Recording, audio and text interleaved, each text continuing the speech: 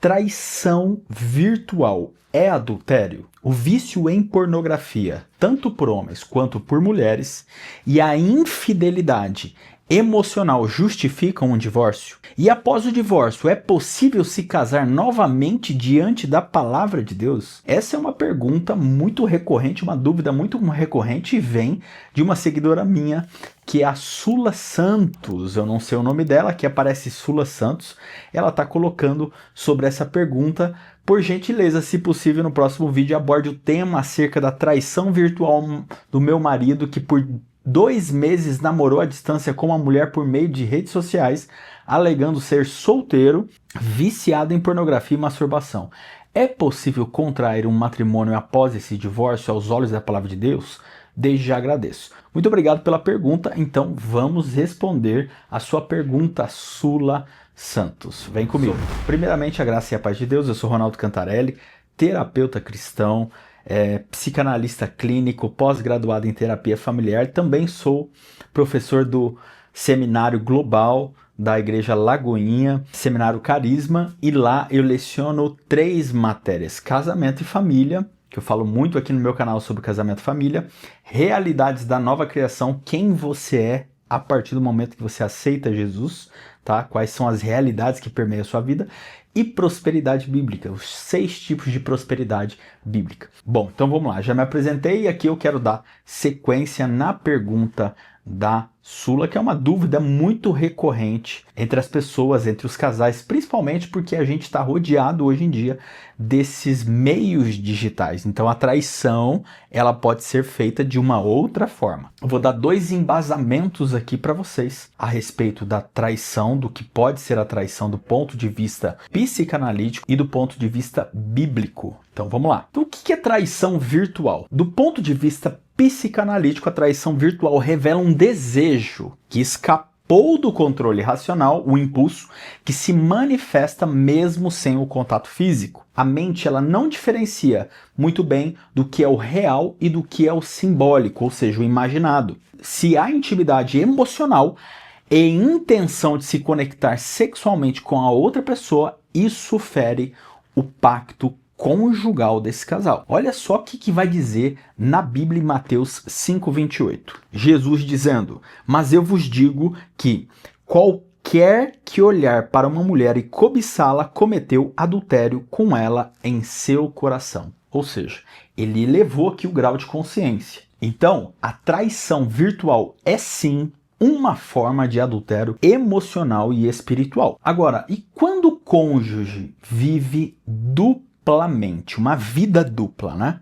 Um homem que finge ser solteiro mantém um relacionamento oculto com outra mulher, que é o caso aqui do marido, ou não sei se é ex-marido da Sula, né? Que viveu um caso oculto com outra mulher, virtualmente. Ele vive preso à pornografia, segundo ela falou, à masturbação. Rompe não só o pacto com a sua esposa, mas com Deus. Isso gera dor, humilhação, quebra de confiança e uma ferida profunda no vínculo conjugal. Já na psicanálise, isso aponta para um desvio de identidade e uma fuga também emocional, não apenas um desejo meramente sexual. Olha só o que a Bíblia vai falar sobre isso também. Aqui a gente vai ler rapidamente Provérbios 5, de 15 a 21. Olha o que Salomão fala: "Bebe águas da tua própria cisterna e águas correntes do teu próprio poço, que as tuas fontes se dispersem para fora e rios de águas nas ruas. Sejam só para ti e não para os estranhos que estão contigo. Que a tua fonte seja abençoada e regozija-te com a tua esposa da tua juventude. Que ela seja como uma corça amorosa e uma cabra agradável. Que os seus seios te satisfaçam em todo o tempo, e que tu sejas sempre arrebatado pelo seu amor. E por que, filho meu, te deixaria ser arrebatado por uma mulher estranha e abraçar o seio de uma estrangeira? Porque os caminhos de um homem estão distantes dos olhos do Senhor, e ele pondera todas as tuas saídas." Significa o quê? Salomão está falando para você beber água da sua própria cisterna. Esse é um recorte bíblico que eu justifico sobre todos os tipos de traição, né? Você tem que se deliciar com a sua esposa e com o seu esposo. Isso se aprende.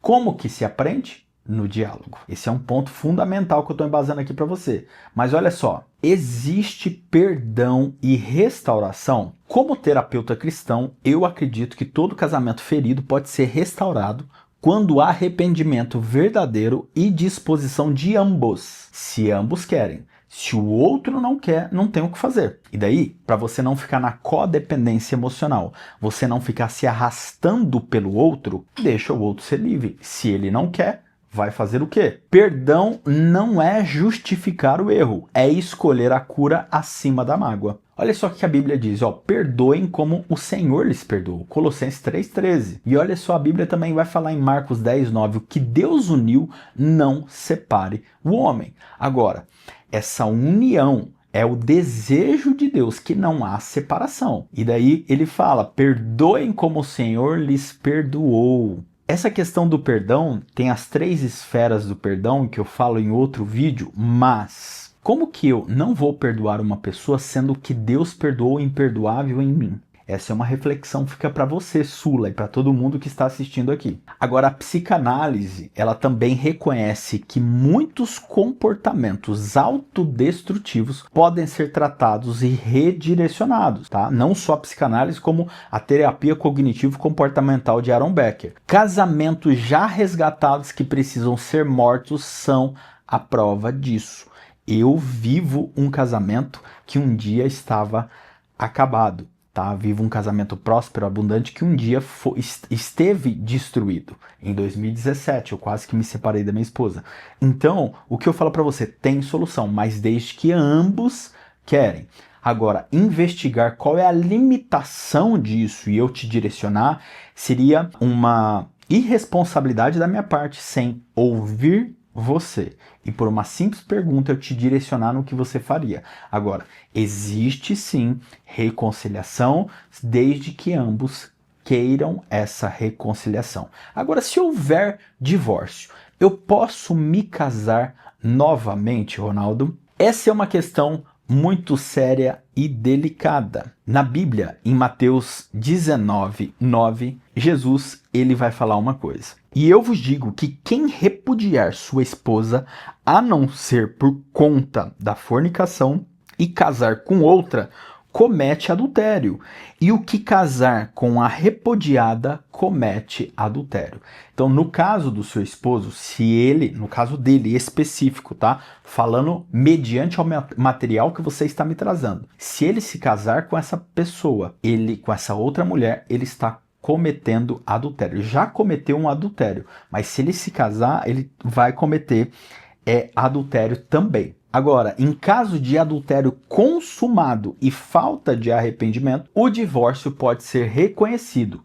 Em algumas interpretações teológicas, o novo casamento é possível. Eu defendo que um novo casamento é possível, desde que você tenha feito algumas coisas que eu vou falar no final do vídeo. Desde que você tenha feito tudo isso, aí sim você pode casar de novo. Mas o meu coração, assim como professor de família, de casamento, é sempre dizer para todos os meus alunos e para os meus pacientes também, antes de buscar a saída, tente buscar a cura. Esse é o melhor caminho, é o que vai dar menos trabalho e é a vontade de Deus para a tua vida, mas desde que os dois queiram. Agora eu tenho um recado para você. Se está gostando do vídeo até aqui, eu vou pedir para você se inscrever no canal, deixar o seu like e ativar a notificação todas no vídeo, porque toda semana eu posto vídeo e daí você vai receber. Se você não ativar a notificação todas, você não recebe cada vez que um vídeo meu for ao ar. E eu também tenho um vídeo falando sobre os 4 pilares, as 4 características de um homem bíblico. É uma pregação minha que eu fui fazer num Hero, que é um culto de homens na Lagoinha. E lá está descrito 4 pregações, ela tem 1 hora, eu tenho certeza que você vai gostar, principalmente você, homem, e para você, mulher, também identificar, antes de se casar, identificar se esse homem é um homem que vale a pena casar. Então eu vou deixar aqui no card, você clica nele, assim que acabar o vídeo ele vai te redirecionar para esse novo vídeo.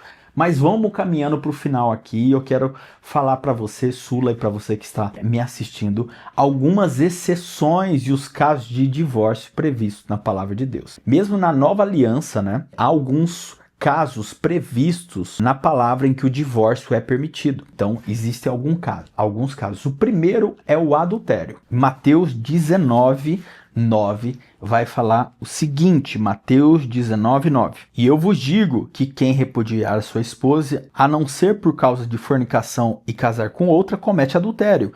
E o que casar com a repudiada, comete adultério. Foi o texto que eu acabei de ler. Ou seja, a infidelidade conjugal torna o divórcio legítimo. Este é um dos casos em que a palavra permite o divórcio. Isso foi uma fala de Jesus, está no Novo Testamento, tá? Então você, Sula, está livre para se separar. Só que daí Paulo vai falar uma coisa que no final do vídeo eu vou falar. A segunda coisa, que é um cristão desviado. Olha o que vai falar em 1 Timóteo 5:8. Contudo, se alguém não tem cuidado dos seus e principalmente dos da sua casa, negou a fé e é pior do que o descrente, do que o infiel. O que Paulo está falando aqui? Paulo está falando para aqueles crentes que não cuidavam de seus familiares e os abandonavam.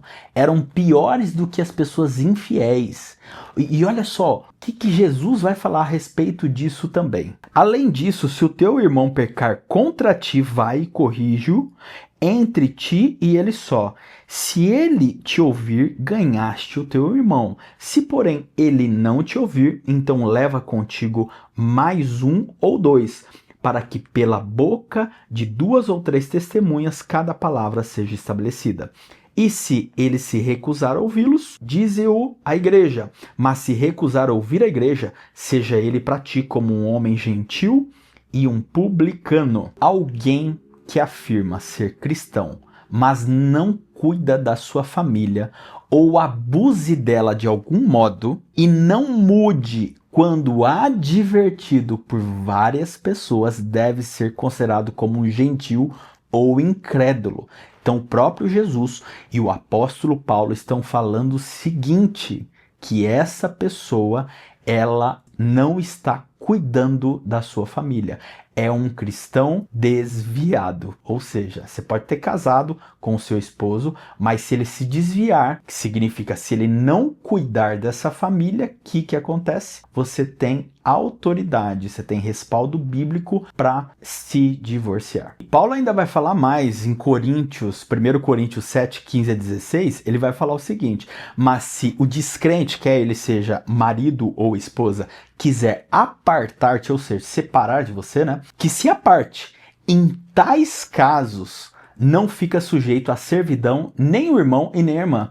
Deus vos tem chamado à paz. Se ele quiser se separar, ele separa e você está livre. Terceiro caso que você pode se separar na Bíblia. Um cônjuge não salvo. Então, Ronaldo, como que funciona isso? Vocês dois casaram, eram descrentes, não eram cristãos. Se converteram, tá? Você, no caso, mulher, só a Sula se converteu. Ele não quis se converter. Você está livre para se separar desse marido.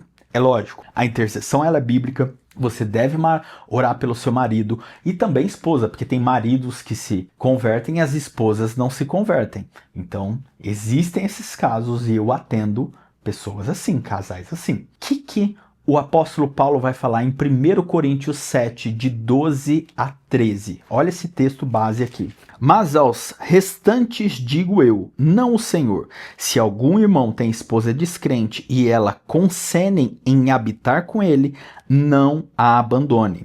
E a mulher que tem marido descrente e ele consene em habitar com ela, não o abandone. Se o marido ou a esposa descrente não está agradando em viver com um cônjuge cristão e não consente em morar com o crente, o cristão não ficará escravo das obrigações dos votos do casamento. Significa o quê? Que essa pessoa que se converteu, ela está livre para pedir o divórcio. Por quê? Ela não é obrigada a ficar escravo das obrigações dos votos do casamento. Agora, como que eu vou lidar com um cônjuge incrédulo? Em 1 Coríntios 7,14 vai ter a resposta aqui que o apóstolo Paulo vai falar. Porque o marido descrente é santificado pela esposa e a esposa descrente é santificado pelo marido. Do contrário, os vossos filhos seriam imundos, mas agora são santos. Significa o quê? Que antes, Sula, de você tomar uma decisão de pedir um divórcio, de ir partir para um novo casamento ou ficar solteira mesmo, você tem que se santificar ao tal ponto que o seu testemunho, a sua transformação, converta o seu marido. Ou seja, o que o apóstolo Paulo está falando? O seu testemunho de mudança vai santificar o seu marido. Você pode tranquilamente ter todos esses respaldos bíblicos, mas no final do capítulo 7, o apóstolo Paulo vai falar aqui, você pode se separar, você está livre das obrigações, se o seu cônjuge não está sustentando a casa, se esse cônjuge não está cumprindo com as obrigações, não está sendo fiel a você, você pode perdoar, você tem que amar, você tem que pedir perdão, você tem que perdoar, você tem que praticar o amor, porque agora a nova lei é o amor, é o perdão. Só que antes desses todos os respaldos, que você tem esses respaldos, né, que se encaixa tranquilamente no seu caso, o apóstolo Paulo fala que antes de você tomar uma decisão, você tenha tentado santificar esse marido através do seu testemunho de vida. Se você fez tudo isso e tentou santificar esse marido através do seu testemunho de vida, você está livre para pedir divórcio e para se casar novamente com uma outra pessoa. O que eu tenho para falar para você é que Deus odeia o divórcio. Eu tenho um vídeo aqui falando sobre as consequências de um divórcio. Eu vou deixar o card aqui para você também. Você vai assistir esse vídeo sobre as consequências de um divórcio. Deus, ele odeia o divórcio. Está em Malaquias 2,16, tá? Não porque ele quer te manter preso a um sofrimento, mas porque ele sabe o quanto a separação dói, destrói gerações, filhos, enfraquece a identidade. Deus, ele ainda crê em lares restaurados. É o maior projeto de Deus para a humanidade e a família. E se houver arrependimento da parte do seu esposo, oração, tratamento, fazer terapia, ir na igreja, buscar ao Senhor, ter arrependimento no coração, se você enxergar essa disposição, até o que foi quebrado pode voltar a florescer. É isso que eu defendo, é isso que funciona, tá certo? Se você está passando por uma situação parecida, não tome decisões precipitadas. Ore, busque ajuda, converse com um pastor ou um terapeuta cristão. Inclusive, eu atendo casais, eu atendo homens. O link aqui da minha secretária está aqui na descrição do vídeo. E se você quiser mais vídeos como esse, se inscreva aqui no canal, deixe seu like, compartilha com alguém que precisa ouvir essa palavra. Espero que eu tenha respondido a sua pergunta. Se você tiver mais alguma dúvida, é só comentar aqui que eu faço vídeos também baseado nas dúvidas de vocês. Deus te abençoe e até o próximo vídeo.